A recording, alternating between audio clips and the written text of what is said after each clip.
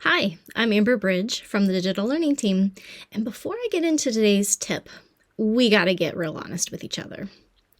How many tabs do you have open on your computer right now? Go ahead and look. Here's mine.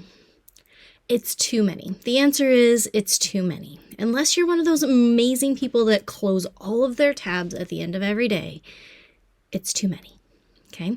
And one of the things that I get into a hole with myself is that I will keep opening the same window over and over again, and I won't realize that that tab is actually already open. So that is what your tip is about today.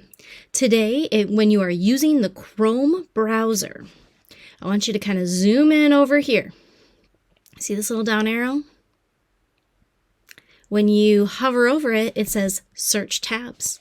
So if you click on it, all of the tabs that you have open currently, so if I wanted to find my mailbox, I see it right down here. I could click on it and it's automatically going to open.